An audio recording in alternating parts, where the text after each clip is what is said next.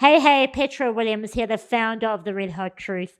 And man, do I have the most gorgeous brown eyes looking at me. I'm staying at an Airbnb in Melbourne, and the greyhound's looking at me saying, "Take me for a walk, damn you." Normally I would, but I get the impression that the Airbnb hosts are particular about their fur baby, so I can't take this one for a walk, unfortunately. But this week, I have got something so exciting to share with you. I heard Lynan on a different podcast, and immediately I thought, man, I need to get this chick on. So, this week, we are talking about digital marketing, how to convert clients online so that you can spend more time coaching and not selling. We talk about retreats, how you can run global retreats and fill those retreats. We also talk about networking, how as women we can truly support each other in business and in friendship. We also talk about the location-free lifestyle, which I call the nomadic lifestyle, but I think that's what they call it in the US. So Lynan's been traveling and running successful businesses for 10 years now, and we really tap into how she does that, what systems she has in place, and what strategies. I was really interested also to find out her view on feminine leadership and how we need to show up in the world to give rise to feminine leadership, to live our truth and to blossom. Man, guys, there is a lot of gold in this interview.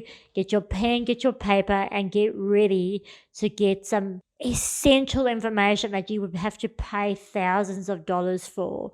So definitely write things down. Get hold of Lynan. If you've got a genuine question or a genuine business inquiry, contact her and she will help you out, right?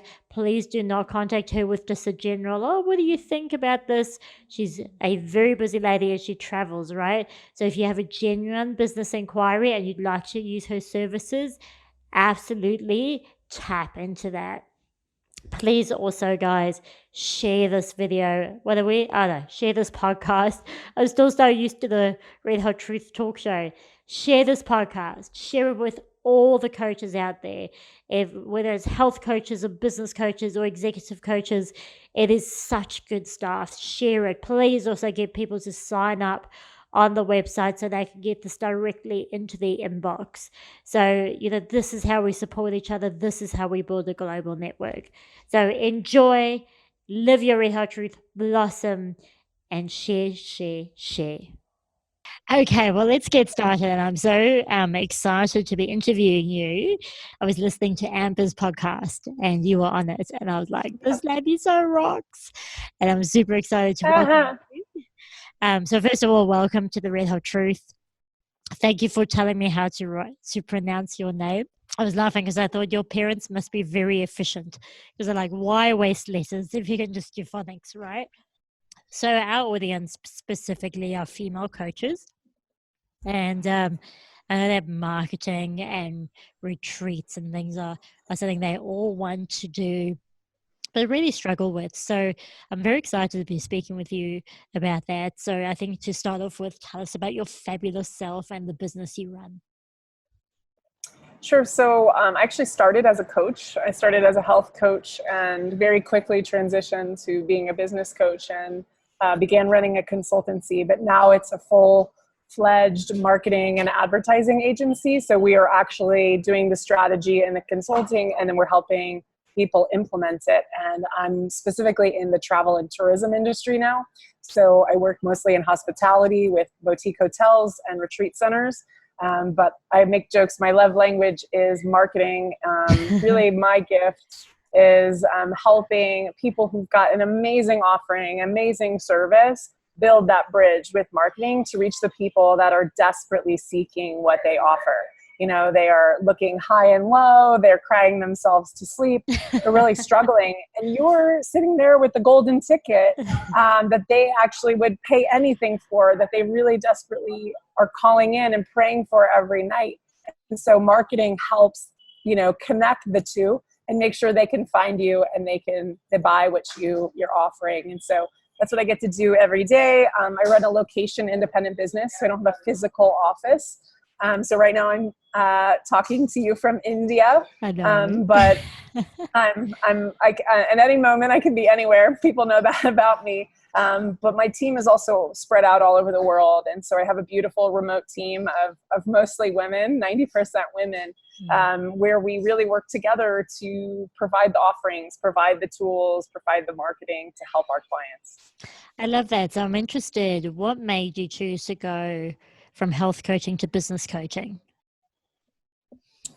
I didn't choose it. It chose me. I'm very still passionate about nutrition and wellness and well-being. And even when I started my first health coach training program, I did IIN, the Institute of Integrative Nutrition, online. Now I did it in person in New York because it used to be an in-person program. But I knew that wasn't my end all be all. And so I think a lot of coaches, when they join some of these programs, there's like this intuition that like, this is not where I'll be forever. Yeah. And so very quickly got involved in a mastermind and learning that there was a lot of potential, not only to make money, but to have a huge impact. And I think that's what really pulled me in, because my background is in social work and in healthcare. And so it was like, how do I have this bigger impact? And a lot of my friends who were coaches, had a variety of skills, but they didn't know how to sell themselves. They didn't know how to put together a proposal. They didn't know how to put together a branding package so they could actually make a program that was like sexy and interesting and inviting. And so in my mastermind group, I tended to just help people. And then they were like, can I pay to talk to you every week? Yes, you can. And then that was really what it was. Yes, you can. And so, and it was terrifying. Every time I've made a leap from health coaching to business coaching to the consultancy, and even now to the agency, I had to take a leap of faith. I had to trust that I could make it happen. But I felt that urgency. I felt that pull toward that expansion to that next level. And so I kept saying yes. And for me, it was never an end-all be-all to be a health coach, and business coaching made me so much more excited. And all of my health coaching clients were entrepreneurs or self-made people or self-employed. And so I really saw the trends, and I paid attention to who was attracted to working with me. And then I adapted my offerings accordingly so I could also feel fully self-expressed and serve in the biggest way possible. Yeah, I love that. So I'll come back to that point. So absolutely. First of all, I think in my experience, many coaches now, especially women, they experience some sort of trauma in their life, or they have an experience. They get some coaching and then they're like, oh my God, it's so amazing. I want to share this with everyone. And then they get caught up in the romanticism of owning a coaching business. I remember when I had my coaching practice, I was like, oh, no problem. You just go out, you just get some clients, as easy as, right? No way. That's no way, right? And also, I came from, I was a sales executive in a company, and I was like, oh, no problem. I've got all these skills, but it's very different running your own gig. So, so you specialize in digital marketing, is that correct? Yes. Yeah. So websites, social media, content marketing, public relations. Yeah. Wonderful. So you've sort of covered that. So lots of people think digital marketing is putting motivational quotes on social media. So for those people who do think that, could you just explain what digital marketing is in a nutshell? I know it's a huge space. Well, I'll speak to it specifically for coaches and specifically for female coaches in the way that I know. So digital marketing is using the internet, using computers, using devices as a marketing tool 24 hours a day, 7 days a week, right? So this works while you sleep.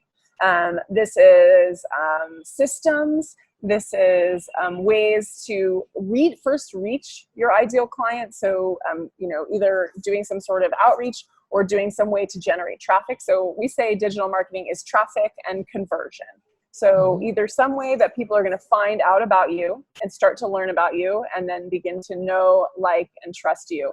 And then you convert them. And so a conversion can be as simple as commenting or liking on a social media post, like you just talked about. or putting in an email to an email list to opt in, to get a free training, to get a free meditation, to get some sort of free webinar access. Or it can be actually clicking the buy button and making a purchase, right? Actually investing in themselves. And either it's a digital product, it can be a coaching program, it can be a retreat, it can be a conference, but they actually put their money where their mouth is, right? And they actually put the credit card information in and they say, I want this. And then it's the ongoing process of more traffic and more conversion, of retention and or attracting new clients. That's it in a nutshell, right? But ultimately what you're doing is you're building an audience, and not just a social media following, which, you know, some people think they want. And it depends on who you are. It depends on your market. It could be a good focus. But the way I teach marketing is I talk about the marketing pie. This is something that one of my mentors coined, but like the pie has like a million slices, right? You can be building funnels, you can be building a website, but you pick one slice of the pie. You do it really well. You master it. You set it on automation if you can. You let it work for you. Then you can move to the next piece of the pie. I see a lot of people trying to do 10 pieces of the pie, 3 pieces of the pie, 5 pieces of the pie. When they're actually stretching their resources, they're not doing any of them very well, and nothing is actually turning into traffic and conversion. So making sure you're focusing in on who you want to reach and how you want to reach them through the internet. And really dialing it in to do it the very best you can. So that's very, very fast version of digital marketing. There's a lot It's very fast. So I'm interested because sometimes it takes a bit of time to identify who your ideal client is and the problem you solve, especially with coaching. It can be very just very cloudy, right? It can be very like, well, I'll take you from where you are to where you want to be. And I'm like, you know, like, what does that even mean, right? How do people identify the ideal client and the problem they're solving and speak to that? Well, you touched on it just a moment ago. You talked about sort of all of us have our own wound or our own trauma in our own experience. And I often say we are our first client. So if you look at your own journey, or even maybe close friends, that's another good example, like people who come to you for advice in your friends and family circle, that you continue to sort of address certain types of problems. This is a really easy way to figure out where to start. And again, it's just your first step. And for me, I love talking about food. I loved nutrition. I was a vegetarian for many years, and and I've always been, I struggled with my weight, but when I always got back to my regular weight, people like, how did you do it? How did you get back in shape? How did you find your way back to center? And so I would always be giving them, you know, vitamins or supplement tips and recipes and things like that. So it felt like a natural transition for me to be a health coach, and to be a health coach for women, and to be a health coach for women who struggled with their weight and also loving their body, because that was my specific journey, right? Because I'm not only tall, but I also am very curvy. And so to be able to balance that, like I can hold weight well, but I also have big hips. And so a way to communicate that. And so just being able to authentically share my journey was how I attracted my first clients. So that's what I would say. Don't try and fake it till you make it. I hate when people say that. I say faith it till you make it. Follow your heart, share from your soul, share from your personal experience, or even, you know, you can share, you know, something about your mom or something about a good friend, and share from that authentic place. And that will make you magnetic to finding out who those first people are. And one thing I'll say is, you may think you know who you reach, but it may be different in what actually shows up. So pay attention to what is actually showing up in front of you, and let that guide you. Don't think that you know better than the universe. Don't think that you know better than what is actually showing up in front of you. And that was my journey into business coaching, because I thought, oh, but my background is in science, but I know healthcare better and I know wellness better. But now I actually have incorporated all of that into my journey. So just listen to who's paying attention to you, who's commenting on the post, who's reaching out, who wants to know more, because that's likely your first step on the journey, your first pebble along the path. Yeah, and it's so interesting because I've launched a Blossom 2020 campaign. So what I discovered, or what I admitted to myself last year, is that I'd been hiding, and I'd had this dream to travel the world to speak, to inspire, but I've been hiding, and I was like, hang on, like if I'm hiding, then heaps of other, like all of us are hiding in some capacity. So I'm like, how about we all live our red hot truth? We come out, we go all in on our dream. And so what I mean by that is come back to your internal self, to your truth, and then blossom. And I've been doing these Facebook posts, and admittedly, I'm not very regular with them. My personality just doesn't suit consistency. But I was doing these posts, and I thought I was talking to women like me. And then I go to meditation classes, and I'd have the guys come up to me and say, hey, like, I love your post, I love your dance videos, and just keep doing what you're doing. And I was like, wow, like I did not expect those guys to come to me. So exactly like you're saying, listen to who's actually watching those things and listen to the responses, and that's really important. And I also really love what you say is pay attention, and also pay attention to metrics. I think these days with social media, with any sort of a digital marketing platform, we can see metrics straight away, and we need to start paying attention to those. What do you think? No, so actually it's really interesting you said the word Blossom, because that's my women's mentorship circle name Oh, this year. really? Amazing.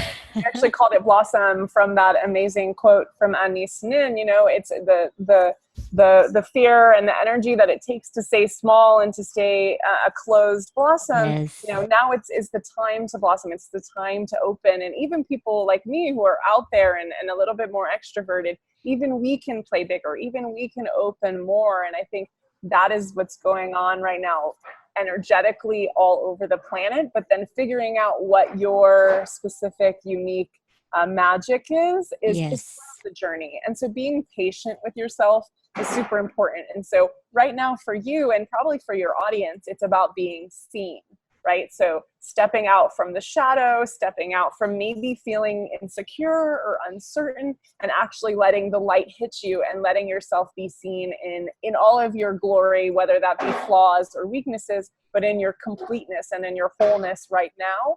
And that's what I often tell my clients, is that whatever's going on in your life, whatever's very real, is likely something that will resonate with your audience. So share it authentically, share it with truth, Yes. because even if one person reads that and is impacted, and that's really good social media. If I will tell you that, like, it's not just motivational quotes, it's a motivational quote that changed your life or changed a moment of your life.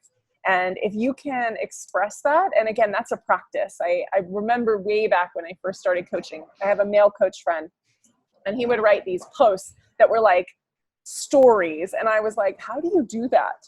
Literally, how do you do that? And he said, Yeah. I just started. And there's a great program. It's called Copywriter Hour. And it's like every day you do an hour of copywriting. Okay. And I did that program after he recommended it. But it's just getting out there and starting to say things. And you're going to fumble and you're going to make mistakes, but just keep pushing yourself. And you just mentioned this. You said you're not really consistent. And so then actually, this is the number one thing I teach about marketing. You must be consistent. Yeah.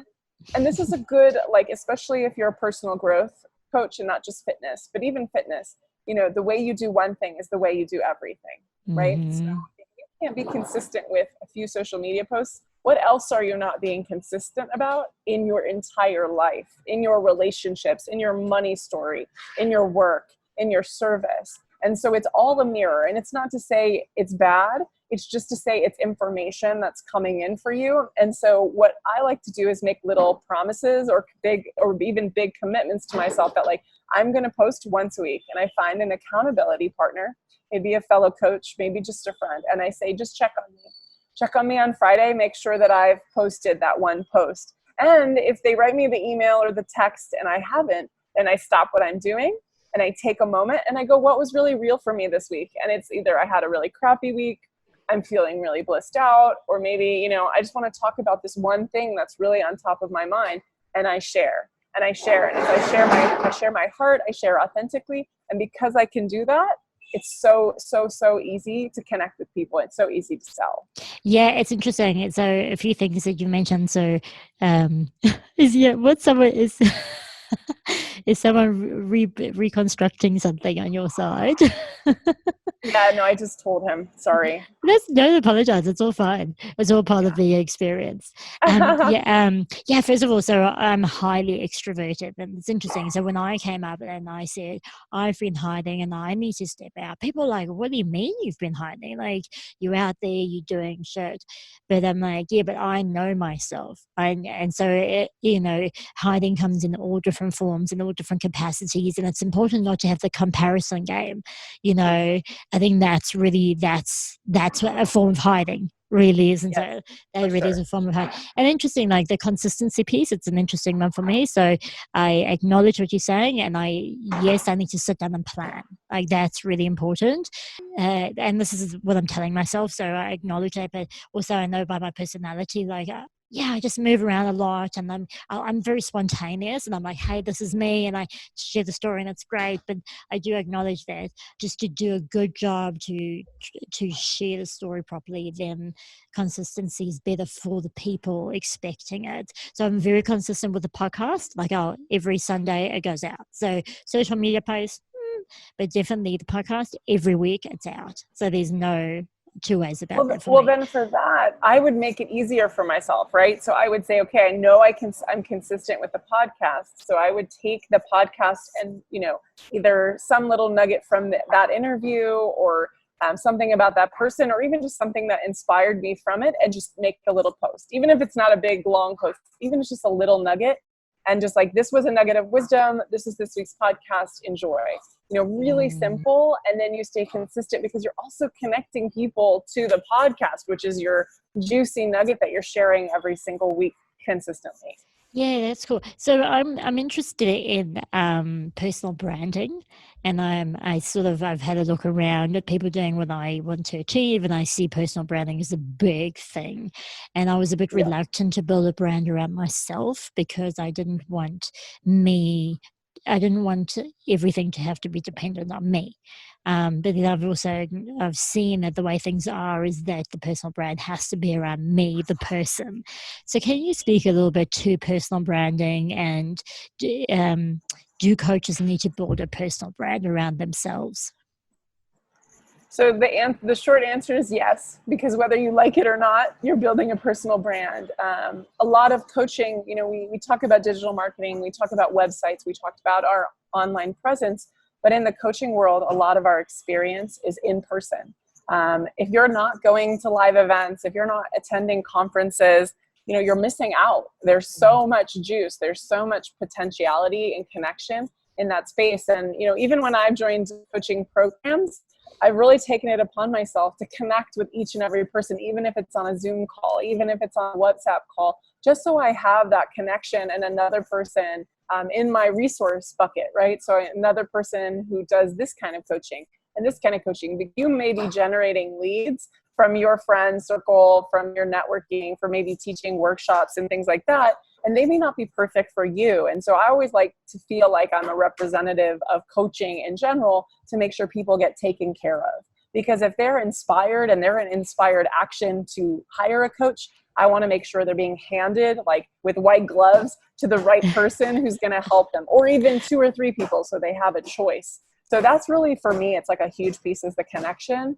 And so if you're going to networking events, or if you're even connecting with other coaches, or going to like Chamber of Commerce meetings, or Toastmasters, things like that, you've got to represent yourself. You've got to be embodied. And so I often say this, but we are our own walking billboard every single day, every single moment, and even when we're interacting with friends and family. So we have to embody who we are and what we're about. And this is also part of the spiritual journey, part of the personal growth journey, is what do you value? What's important to you? And how do you be a stand for that in every moment? And so this is when I say like personal brand doesn't have to be like slick names and beautiful logo and graphic design, even though that can be part of it. But it starts with you. It starts with how you show up. It starts with you finding your voice, which, is an evolution. I am even in a new evolution of finding my voice. I found that I absorbed a lot of my teachers and coaches' voices. And so now I'm finding what is the true voice? What is Lynan's voice? What do I have to say that's unique to me that no one else in the world says? So we're constantly on that journey, but it's what do you have to say? Who are you? What do you value? What do you embody? What do you stand for in this world? Whether it's like the top 3 or the top 5, and keep talking about those things, even if it's like to the barista at the coffee shop. It's like I believe all people are kind and nice, no matter how they end up acting, because I believe there are wounded, broken, hurt children that walk around the world in adult bodies. And so if someone is nasty to me, because I used to be that person who could be nasty, I'm kind back to them. And that's part of my personal brand. And that's something that I'm a stand for. So thinking first about your values and how you show up, and then consistently showing up in that way, consistently showing up in that embodiment of who you are and how you want the world to be, and how, be the change you want to see in the world. And then when you want to talk about the nitty gritty of personal branding, be consistent. Know what your voice is.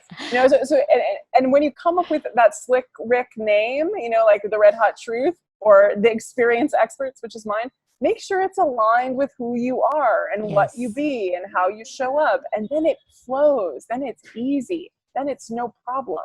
Then it's great. Yeah, and I'm also in that stage now where I sort of saying with this, because I did a talk show before, so I had a talk show with an audience and I was interviewing people, right?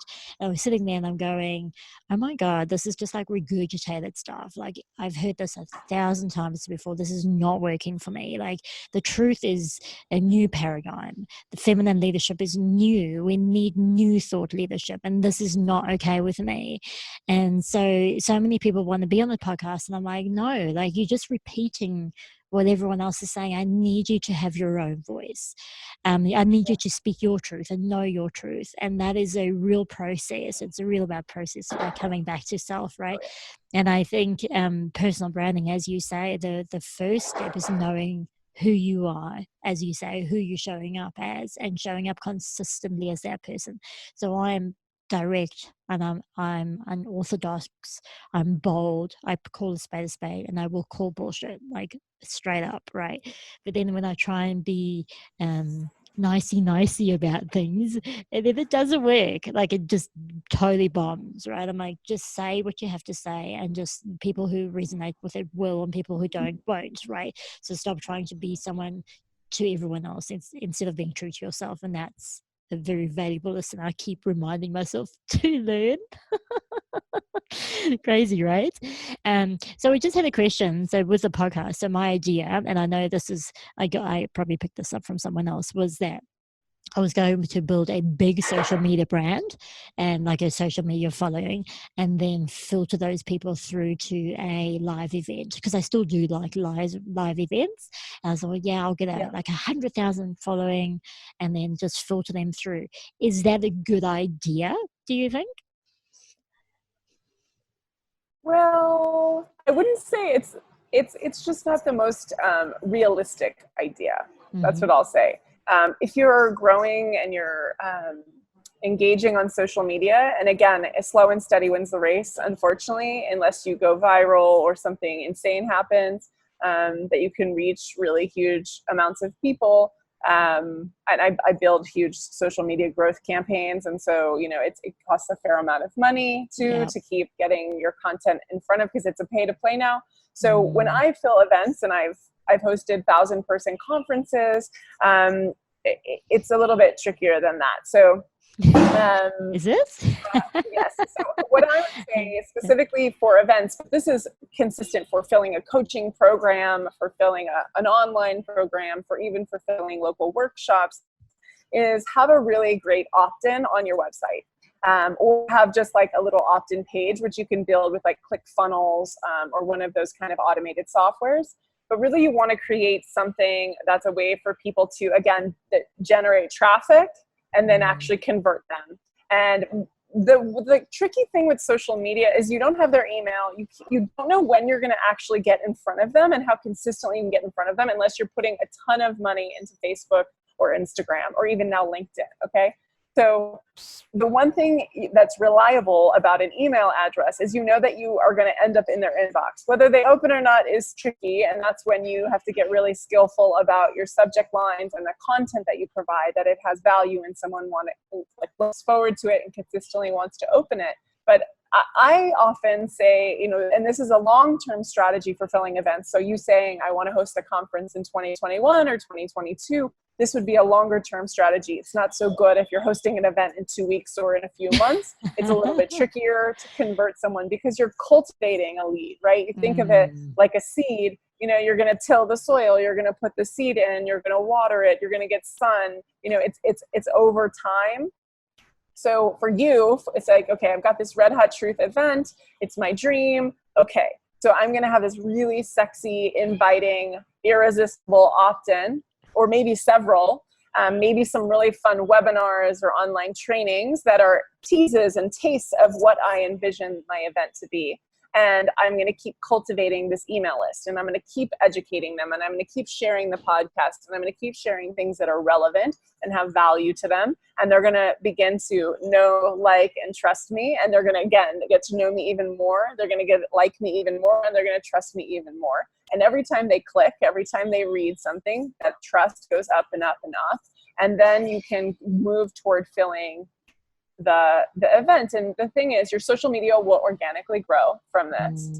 You ideally are making money at coaching or some other way, so then you can potentially have money to feed into social media campaign, or even putting together a social media campaign to fill the opt-ins, which is a much better use of funds than just getting likes or getting followers. You can actually get people's email addresses that you can cultivate and actually turn them into potential customers, is much more logical for me. And it's much more successful. And then the other thing that I love to do, especially for conferences, is to bring in speakers with already huge followings, with already huge audiences. And so even the way you do this with the podcast, you're bringing in the followers from me, the followers from other speakers in to your email list, into your social media following. But the thing about an event is when you have a speaker, they're, part of them speaking is they're meant to promote. They're meant to say, I'm going to be at this event. And, and even some of my events, we've had quotas that we ideally need each speaker to fit through their affiliate link, that they need to be selling X amount of tickets. And, that's customary. It's not uncomfortable to ask that or request that, because if someone is doing their due diligence and showing up and promoting your event, they're going to sell that many spots. But if they're not, and they're slacking and they're not posting or they're not sending to their email list, it is likely that they won't sell their ticket. So you can track that and you can stay consistent with that. So that's sort of an overarching for, especially for a bigger event, but even for some sort of retreat, but even for a workshop or a 3-day event that's more local, cultivate that email list, cultivate that following. And if you have a large social media following, what we teach a lot of Instagrammers and big content creators to do is actually convert their following into an email list. So create a really irresistible offer and pull them off of a social media platform so they have control over when they receive content, what type of content they receive, and that they can really incorporate value. There is more training possibilities now with Instagram stories, but it's still a visual platform. It's for scrolling. It's for fun. Even, we see people writing beautiful posts that are like blog posts and really juicy, but their attention span already, because they're using a device and things like that, you're not getting such an engaged person as you would someone who's reading their emails. Yeah, two things, and I'm not sure if women know this, is one, you don't own the social media platform. So if they close your account, they can do it from one day to the next, and those people are gone. And the same thing with Facebook groups. People building really large Facebook groups, they can shut your Facebook group down, or they can block you from posting in your own group, and you have no control over that. Because you own nothing, right? And really you're just driving traffic to Facebook for them instead of your own site. And also I went to an event where I saw the marketing manager for Rip Curl. Do you guys have Rip Curl? Yeah. The surf company. Yeah, Rip Curl. And he was saying that he found that women shed mostly through email. So they wanted to be the person who shared valuable information to their friends via email. And he says that they found that through testing, that was the most useful form. And that was interesting for me because I was interested to see if email marketing was still as effective as it used to be. But it seems to be like that's still the best way to get in touch with people. And saying that though, I wonder, I get really annoyed if people bombard me. Like if I get email after email, I'm like just piss off, right? So what do you? Is there like a is this something you test, or is this just a given that you send out one email a week or two, or is there a number there? So you definitely want to test for your audience. It's a little trickier, right? Email marketing has evolved, right? I think about my inbox. My inbox is a nightmare. There's so many emails. I try to get to inbox 0 and then I get 10,000 emails. And I'm on so many lists because I'm a marketer and I love consuming content. So it's about being really skillful. So really great subject lines, just subject lines that pull them in and they actually click. And also being consistent. So if you can only be consistent once a month, be consistent once a month. Always do it on the first Thursday or whatever. Pick your date, be consistent to that. And also, don't just do an email to do an email to get it done, to check it off the checklist. Do it with something that is actually interesting and juicy and provides value and is memorable. And the way that I teach this to my clients is I say, if this person only opens this one email, how are you going to impact their life? And they're like, what are you talking about? I'm like, if this is the only piece of information they ever get from you, that they ever read in its entirety, how are you going to change their life? And if you treat every single email in that way, people will feel it. There's an energetics to it. And there's also just, they read it and they're like, oh, this is such good stuff. If this is the good stuff that she's giving away for free, oh my gosh, what kind of stuff is she giving away for when you're paying?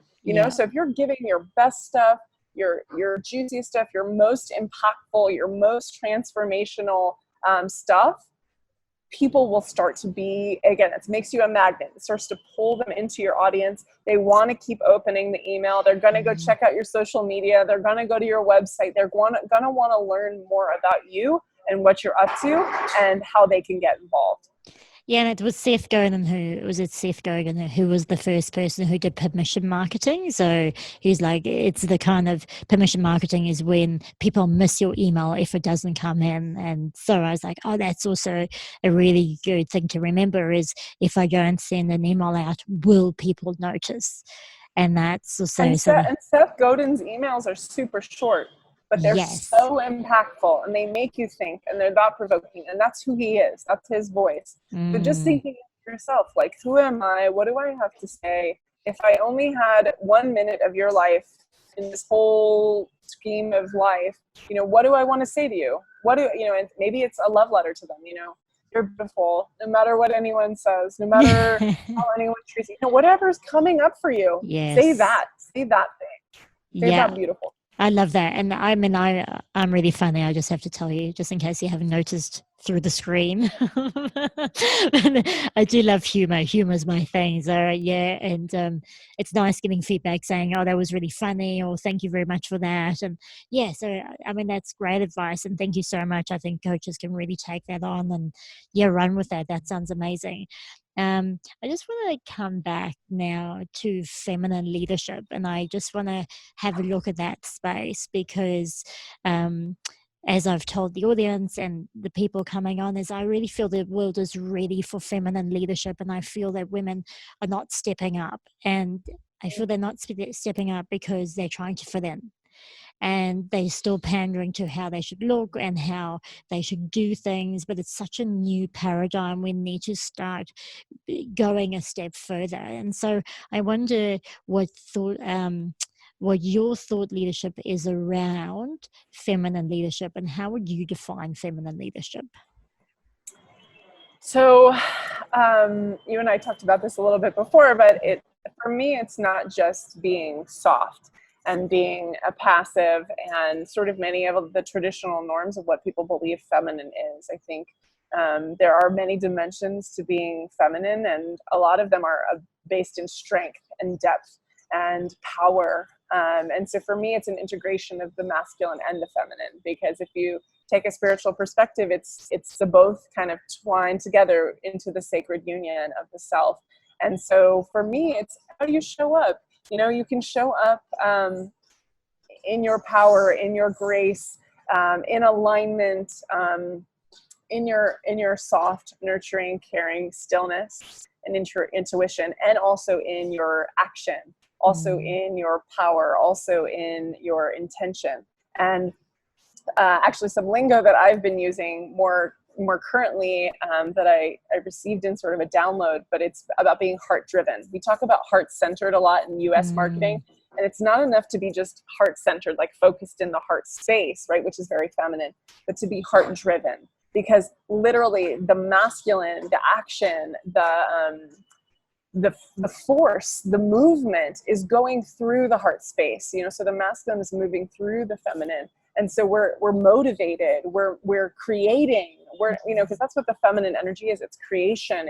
It's, but then we're actually moving into action. We're actually implementing things. We're not hiding in the shadows. We're actually going out and saying what needs to be said in our unique way. And we're showing up. We're showing up to the table, even if we don't feel welcome, even if we're not having the red carpet rolled out for us. We are pushing open the door. We're saying, I need to be here. I need to be involved, because literally the planet is dying, you know, or we need to take care of the children, or whatever we feel is so relevant, you know, or women are being abused, women are being taken advantage of, and I need to stand up and I need to empower everyone, and not just women, but empower the men and educate the men too. And so it's this, I mean, feminine leadership is like a next level thing. I could probably teach like a whole workshop or a whole day on it. But for me, it's showing up to the tables that maybe you have not been traditionally welcomed at, not shying away when you get resistance or people start mansplaining to you. You listen, you smile, you are the grace, you receive, you are quiet and you are still, and then you wait for that intuitive action to be inspired, and you go take it. And you continue to go take it, even if your hand is shaking, even if you're terrified. You continue to show up to the table in the way that you know that you are meant to be there, and saying the things you know that you are meant to say, that no one else in the world could say the way that you say them. Yeah, and I think a real stumbling block, and it's funny that you're now in India, because one of the ladies on my team is from India, and I spoke to her about masculine and feminine, and she said to me, Petra, I've never heard of that. And I said, oh, have you never heard of that? In India, they call it Shiva and Shakti. It's, okay, yes. It's a little bit different wording. They wouldn't use maybe masculine, feminine. That's not in their language. So there we go. So I think one thing we really is a stumbling block, that we think masculine is man and feminine is woman, and understanding that it's not a gender-based thing, it's an energy-based thing. And so really not going, oh, men are like this, or I'm not manly or womanly. It's understanding that different energy creates different responses, different actions, and really understanding that, I think, is very, very important. And it's not a gender thing. That's really, really important, I find. I have to remind myself of that sometimes. But yeah, I think that's very powerful. So how do you think women can become or show up as feminine leaders? Like, what do they need to do to be able to do that? I think there's some unprogramming or deprogramming that we need to do, because especially for some people, I'm actually interested if this was your experience too, but I found that I was showing up very masculine because I thought that's how I had to show up. Yeah. And I was very forceful in a non-intuitive way, and in a non-aligned way. I was just pushing my way through to the front because I thought that was the only way that I was going to be able to contribute or show up. And actually I was talking to my dear friend Shonda about this, who's a sexuality coach, this past week. And she was saying, you know, I'm such a different woman than I was at the beginning of this journey, because, you know, the way that I built my coaching business at the beginning to now is so different. It's so much more flow. It's so much more ease. It's so much more fun now.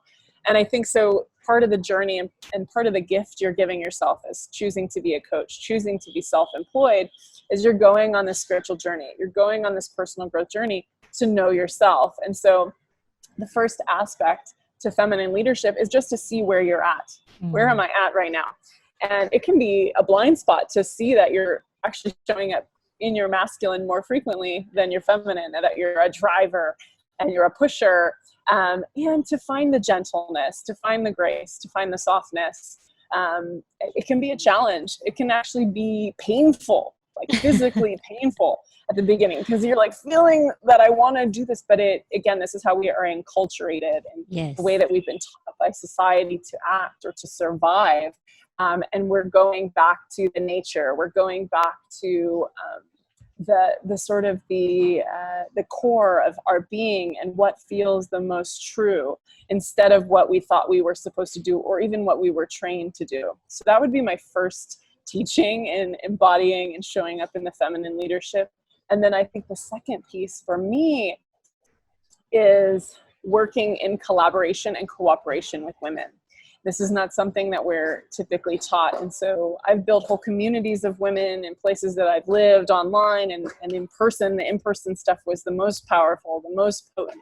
But, this is why I think there's a rise of these women's circles and sort of almost like a witch's coven. There's this connection that women have lost to each other. Yeah. There's an accountability. There's a cooperation. There's a support system that we've lacked, that I think has given risen to the patriarchy, because we don't work together anymore. And so we have this opportunity to see women with kindness and grace and sweetness, and to support each other, and not see it all as a competition that we're competing for men, or we're competing for money or resources or clients. We're all unique coaches who have something unique to share, and we can all get to work together. Even if I do this, I'm this kind of business coach and you're this kind of business coach, and on paper it looked identical. I'm the only Lynan and you're the only you, and we don't actually have a competition. And the better way to work is for us to work in tandem, to work together, to find a symbiosis, and for all of us to be successful together. And the interesting thing about that is, first of all, like that competition piece is a scarcity piece. So, the economy was built on scarcity, and so that sort of carried through. And so it's like, there's not enough, that fear of the not enough, and that's nonsense. I mean, there's well-being everywhere, more than enough, if we just open ourselves up to it. And so I'm interested in that women's piece, because I did see you were the co-founder of the Society of Women Entrepreneurs. I'm interested in women supporting each other, because there's this Facebook group I belong to that was like your best decade ever, and it's coming on there and saying, coming out of hiding, the same as the Blossom campaign. And they said, one of the posts was, how are you going to support each other? And all the women came back and said, I will be your cheerleader, and I will cheer you on emotionally, and I'll be your shoulder to cry. And I'm like, oh my God, I want to vomit. I literally want to vomit. I'm like, hey guys, I acknowledge that there is that emotional side of things, that you want to be there, but also there's the practical side of things, like contacts, as you said right in the beginning, that practical, pragmatic side of things, where contacts, resources. And I think my experience in some of the groups I've been part of, it's been too fluffy. I call it kumbaya, my lord, kind of fluffy. I think there's just I'm like, are we going to hold hands here? What are we doing, right? So how do we find that balance between emotional support and practical support for women? And how do we offer that? Because I think women just don't know how to do that somehow. They all think we're here to hold hands. But how do we actually build successful businesses together? Yeah, so I can use Society of We as a model. The first issue I saw, so this was in our community in Austin, Texas, which is one of the fastest growing cities in the US, and a lot of female entrepreneurs, just in every genre, from very woo-woo stuff to super like owning physical businesses, and everywhere in between. And what I found was I had very few friends who had the same ambitious mindset as me. And so I was looking for first friends. And I think that's what a lot of women are actually looking for, is connection, And so Yeah. they're like, oh, I want that shoulder to cry on. Like, that's what they're talking about. They're talking about friendship. They're talking about relationship and connection. But the thing is, you can't just jump into a friendship with someone, especially as a woman, because we have it. We have a lot of trust issues. You know, we want to build something that lasts. We don't have fly by night friends. Most women, you know, at least the women I know, we have friends for life. We have friends we will literally lay down on the train tracks for, or fly across the world for. So for me, it was, I needed friends, and I needed like-minded friends. And so that's the other thing. A lot of us make friends, you know, just by circumstance, like, oh, we have these kids and they play together, so now we're friends, instead of a choice. You know, we have a choice to curate and cultivate the support system of the most beautiful cherry-picked women that can be our support system, that can be our best friends, that can be our shoulder to cry on, that can be our sounding board to go toward. And so for me, when I was creating events, it was like, okay, there's going to be a lot of different women at these events. I want to make them as big as possible, but I need to cultivate activities for people to connect in a way that helps them understand who the other is. And so I'm trained in something called authentic relating, which is very big in the US and also in Europe.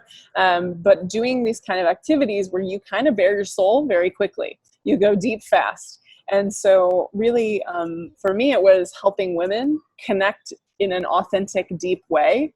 And many of them, this was extremely foreign to them, to share with a stranger what their biggest fear was, or their biggest challenge in this moment, or something that's been bothering them. And you know, the tears that would come out in the little 5-minute interactions. And then this woman is like, and then they would get to kind of give the other feedback. They would actually build a friendship. They would build a bond. And even if not those two were meant to be best friends, but they were like, hey, I think you would really love my friend Jessica. Jessica and you have so much in common. And they would make the introductions. And then also part of the community was we were really educating each other about what the other did. We were becoming each other's unpaid sales force. We were really learning, who are you? What do you sell? What is your passion? What is your heart? We were also learning about them and their family. You know, and there were women who were supporting their entire family because their husbands were out of work or didn't have consistent work. And so we were starting to know them and their heart. And so when someone would say to me, hey, you know, I need a house cleaner, I could make a referral directly to the woman who was either a house cleaner or who owned the house cleaning company. And I could personally vouch for her as with a person with character, and also maybe because I had hired from that service too, because I believed in that woman and I had encountered it. So we saw the referral network grow so quickly.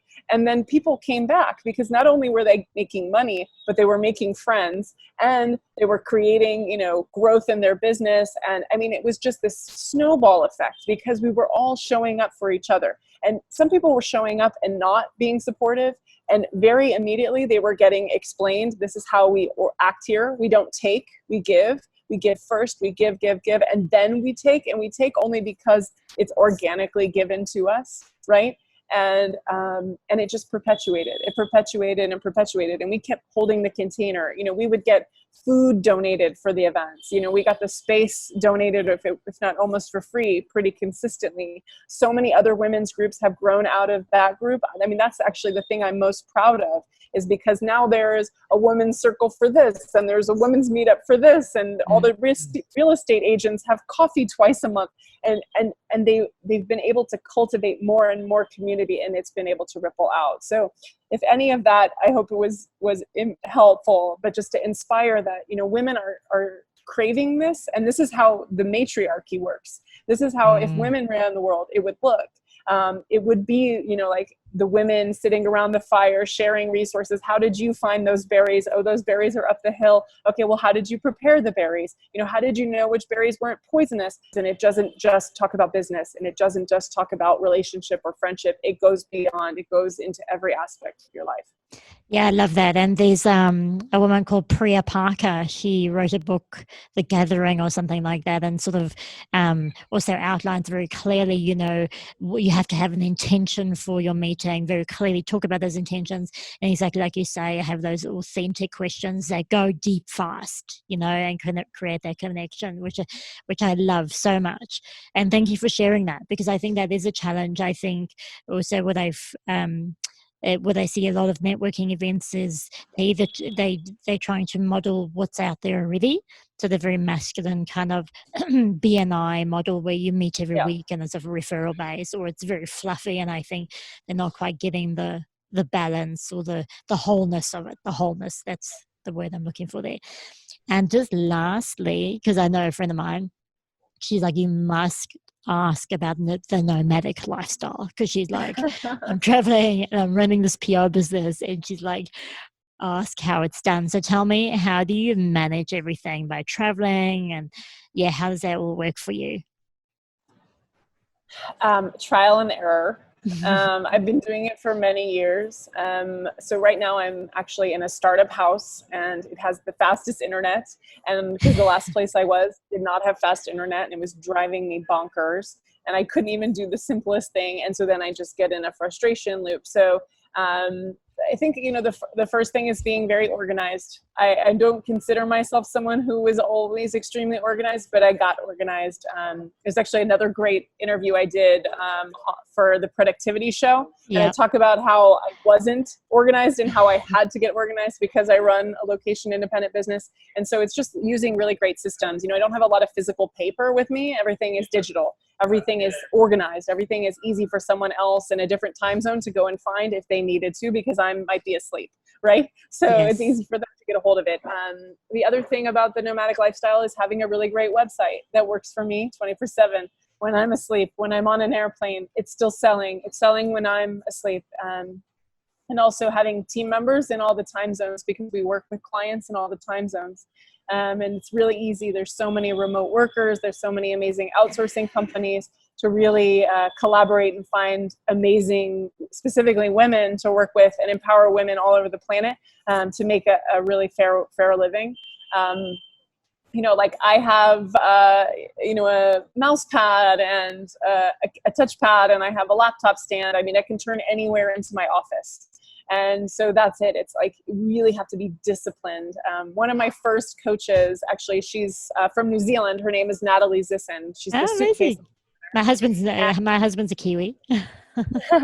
And she talks about there's order and freedom in discipline. Because when you have a little bit of structure, that's when you can have the freedom lifestyle. You have to have consistency. You have to have ritual. You have to have things that you always do. And so, like, for me, sleep is probably the number one thing. I talk about it on pretty much every podcast I'm on.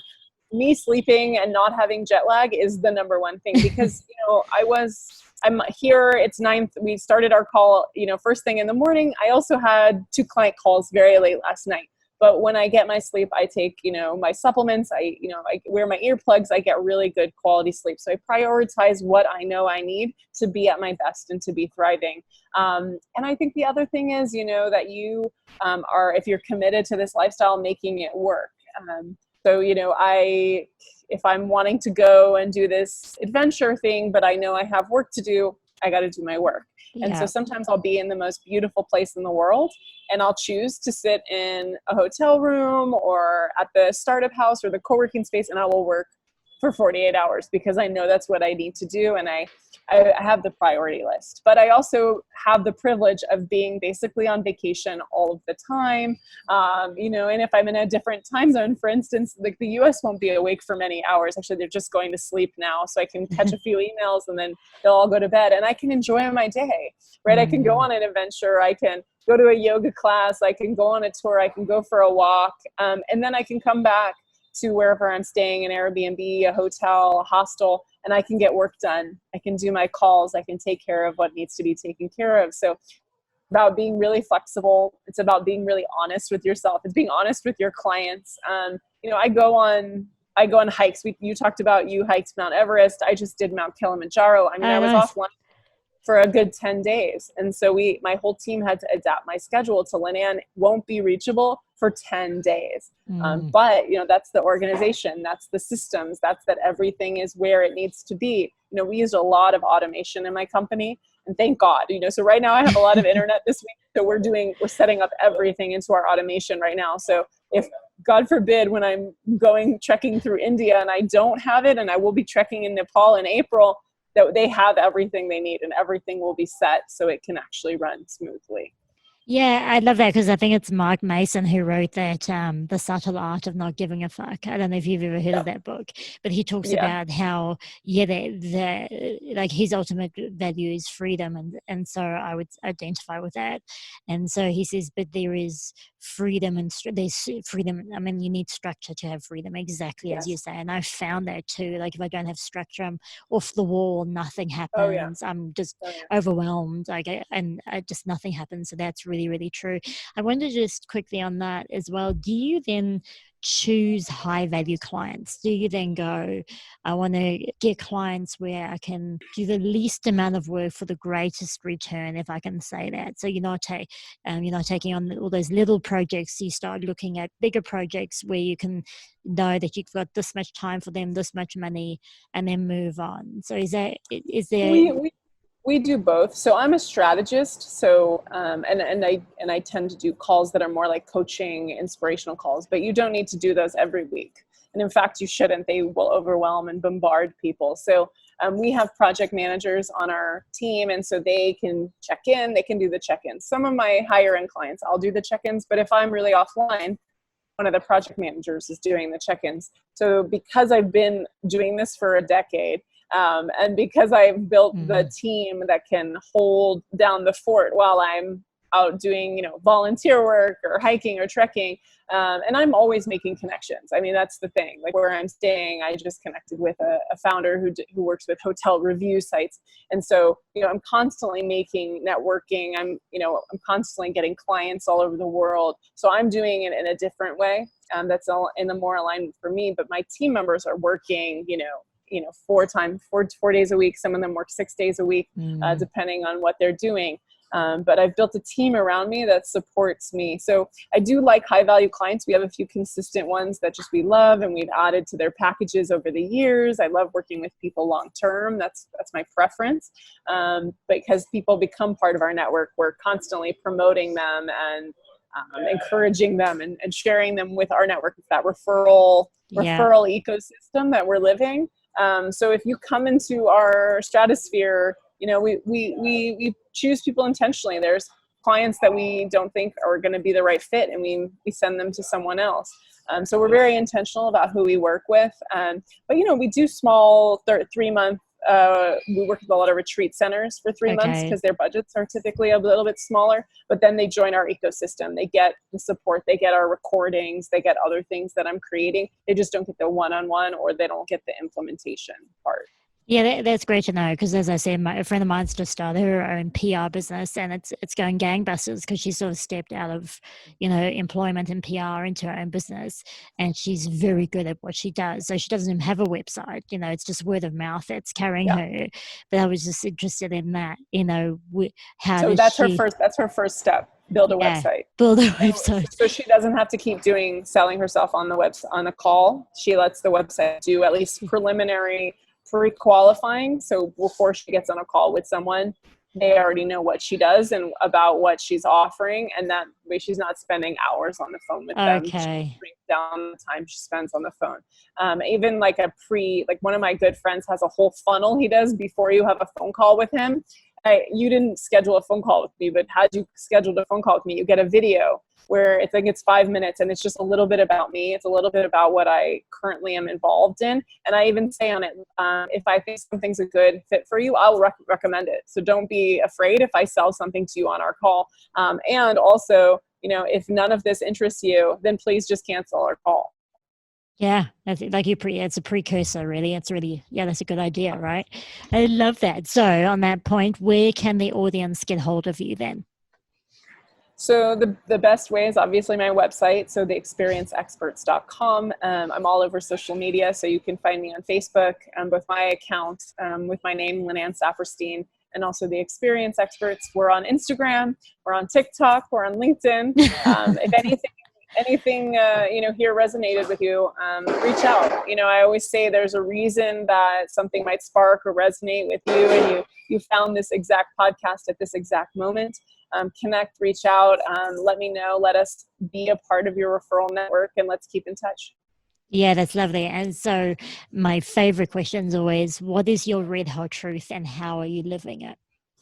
My red hot truth is that there is a big, beautiful world that we live on, and that many of us, we are confined to just our neighborhood, our town, our city, our state, our country.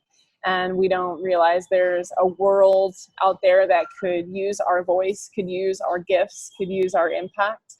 And so that's why I work in the tourism industry and in the retreat industry. I'm really trying to bring transformational travel to the forefront as an option. So when someone says I need a vacation, they also consider doing something transformational, whether it's a retreat, whether it's a coaching program, whether it's some sort of, deep dive yoga, Ayurveda immersion, but they're choosing Mm. something that supports the wellness of their body, the wellness of their mind, and the wellness of their impact.